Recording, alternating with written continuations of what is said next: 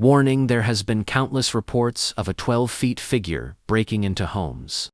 Some reports said it let out an unearthly scream that led to being deaf.